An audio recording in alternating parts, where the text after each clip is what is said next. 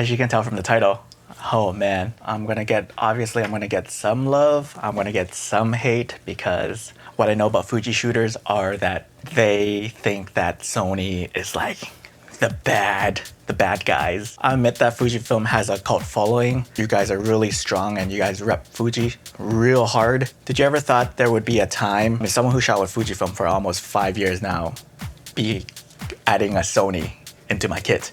I never thought that would happen. I just couldn't believe it myself too. And it's okay, guys, it's okay.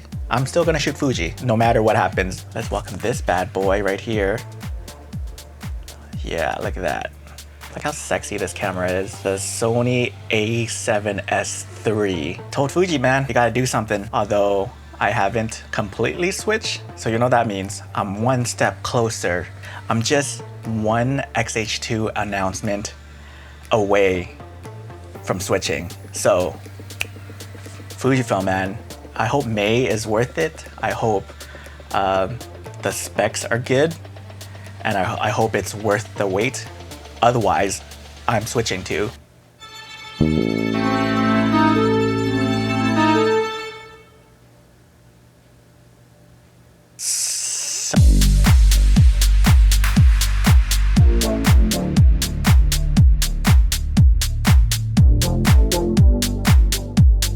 Hey guys, welcome back to the channel. It is me, Iamtongue, and today we have another video on this camera right here, the Sony a7S III. Just look at this bad boy. Just look at it. You gotta admit, this is a pretty sexy camera. If you guys said no, it's not sexy, then you guys are lying to yourself. Like me coming from a Fuji experience, I find that this is a good looking camera. Just look at that shit right there. Look at that screen, man. Oh yeah. If you guys have been watching my content since like August 2021, all of my YouTube videos, especially the reviews, have been filmed with the Sony a7S III. I know you Fuji guys are going to hate me, but now listen. You know, Sony just got that special sauce that I'm looking for right now, okay? I didn't want to do it. Like, I didn't really want to do it. I wanted to keep it in the family, actually.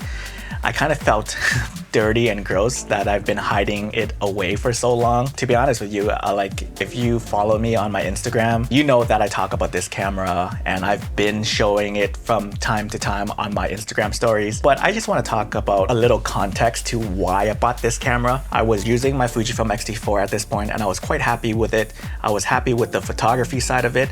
And as for videos, I was satisfied of what it can do for me on my personal projects, like making YouTube content. But there are times where I do have the odd video jobs here and there for clients, and this is where I ran into problems. I remember specifically doing like a marketing campaign for this foodie influencer around the city where the autofocusing wasn't up to par. I was filming with my X-T4 and the 16 to 55mm f2.8, which by the way is supposed to be smooth and good with the autofocusing, but it wasn't at all in this type of scenario that I was doing. I was trying to capture him while he was walking, and then I was on a gimbal, so it was very stable, but for some reason the autofocusing wasn't cutting it. Now, before you Fuji film users come at me, I love Fujifilm for photography. The autofocusing works great for photography, but the autofocusing for video is just so trash. It doesn't work as well as the Sonys, and that's the reason why I started to look into the Sony, because of, you know, the eye tracking autofocusing. Their autofocusing technology was just like miles ahead of everybody else. And again,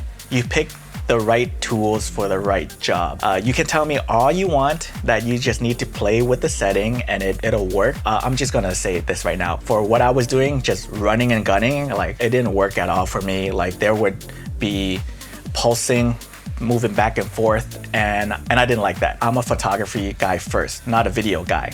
So I needed something a bit more reliable, and for me to just set it and forget it. I'm all about the convenience. I'm all about the user experience, right?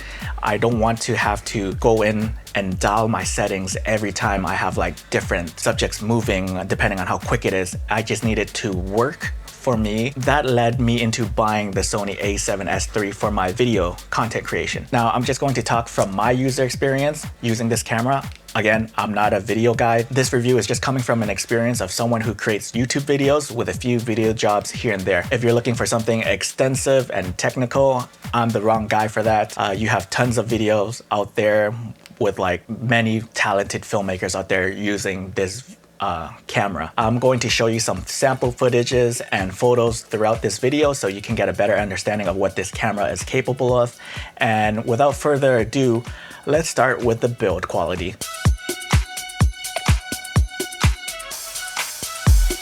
I really like the build of this Sony. I used to own the Sony a7 II, and one of the complaints that I had was the ergonomics wasn't that good. This camera has improved and came a long way since the early Sonys. I really like the hand grip. It's nice, it's thick with 2 C's. The weather sealing works. I recently used this to film one of my YouTube videos outside in a snowstorm, and it was snowing like crazy. We got wet, it was cold, and it didn't die on me or anything like that. This thing is just like super reliable. I was amazed.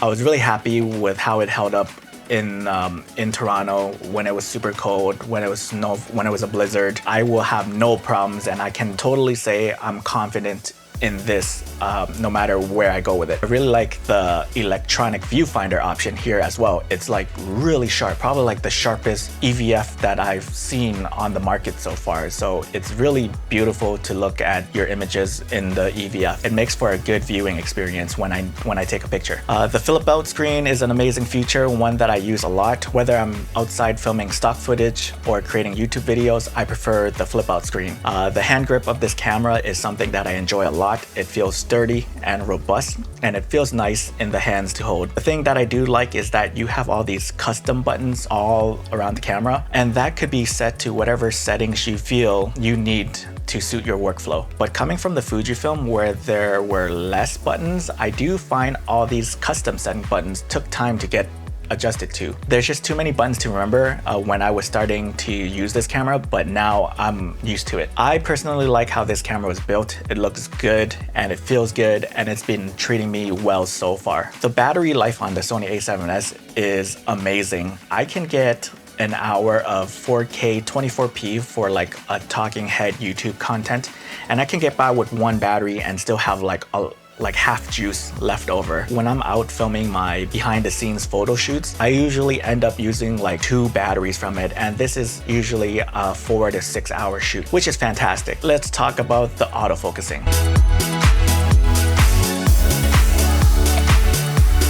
Sony's autofocusing is probably the best in class. The autofocusing it just sticks to you like glue. You guys seen so many videos on this already, and it works. I was skeptical at first before using it. I thought like, you know, it can't be that good, can it?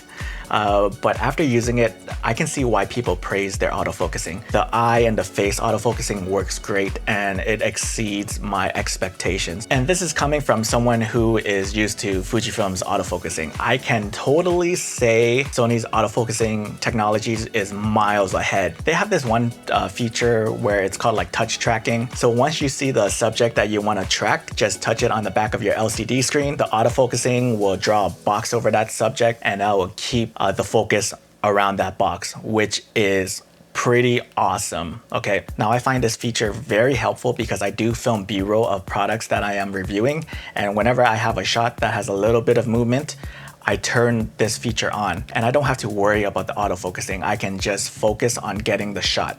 So again, I'm more of a photographer than I am a videographer, so I feel this feature helped me out a ton because I know filmmakers out there, they swear by the manual focusing this, manual focusing everything. Like, you know, I do travel. I'm a one-man show. There's really no way for me to slow down to set up my shots and have multiple takes. Like, I don't have that much time in the world, not in my world. So I really do like this autofocusing feature. It really helps when it comes to what I do.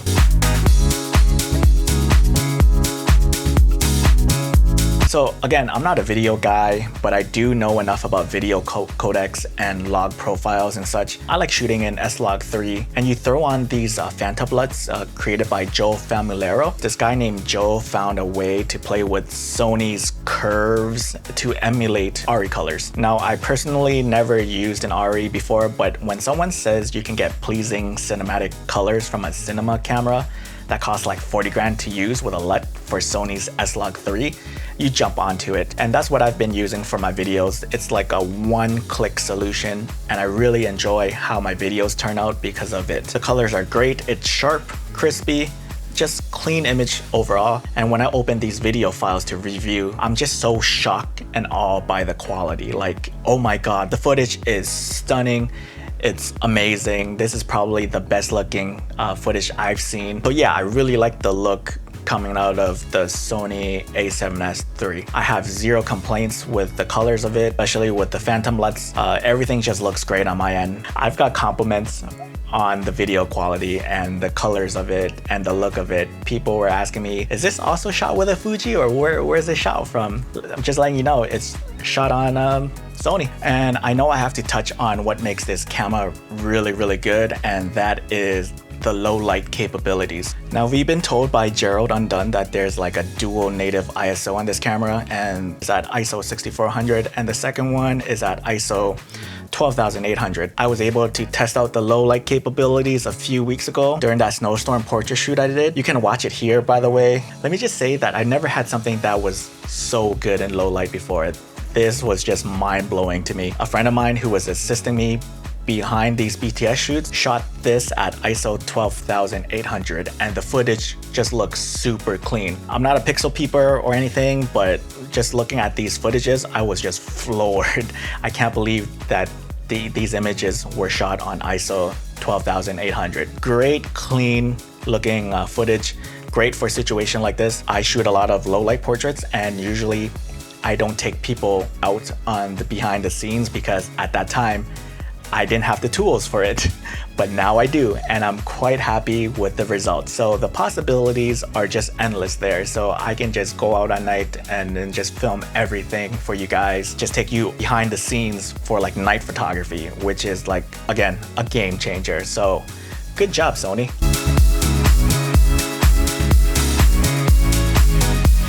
For the photos, I find it to be fine.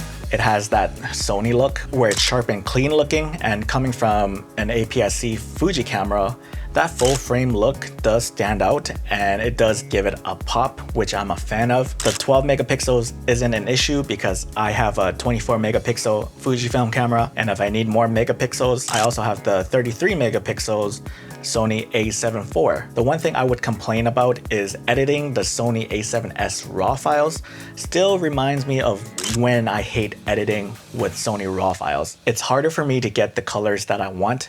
You really need to be like a magician with Lightroom or Photoshop to get the colors that you want. And for some, this could be off-putting. I can feel that I spend more time with the Sony RAW files than I do with Fujifilm RAW files. Just be aware of that. But other than that, I think the photos are fine for social media use. No one can tell how many megapixels it is from a phone screen.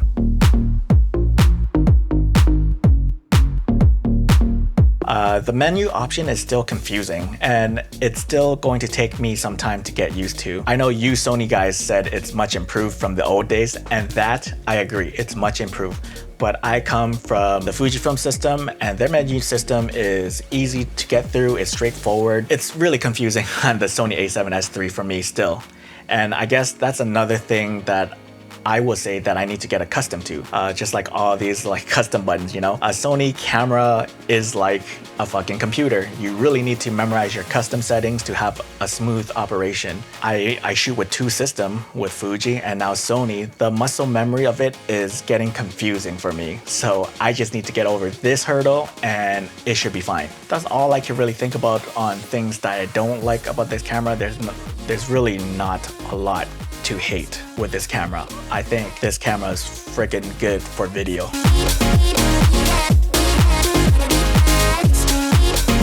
Overall, I'm happy with this camera. The camera gets the job done and it fits all my needs as a content creator. Sony's autofocusing is reliable. Something that I do touch on a lot on this channel is reliability of certain things. The 10-bit 4:2 video you get out of this camera is absolutely stunning, gorgeous. The colors are great, and for anyone who wants to do more video work, forget the 6K, the 8K camera. It's nice on paper, but the 4K coming out of this camera is just beautiful. It's amazing, man. And the photos are nice as well. You're gonna get some decent quality photos out of this camera. I know I probably glossed over a lot of things, a lot of talking points, but again, this is not a technical review. This is just a review coming from my user experience, having owned this camera for maybe 8 months. And that is it for me, guys. Hope you guys enjoy this Sony content. Don't forget to like, comment, and subscribe. And don't forget to follow me on my social media at Iamtongue. That's where you're going to see more of my work. Let me know your thoughts on this camera. Do you have it? Do you like it? What's your take on it? Yeah, Fuji users, do you guys feel betrayed? Pick the right tools for the right job. At the time, Fujifilm wasn't cutting it for me. So I just like, you know what? Fuck this. Let's just go for the big boys. And that's what happened. That is it for me, guys. Hope you guys enjoyed this video. Once again, my name is Tongue, and I'll see you in the next video. I love you.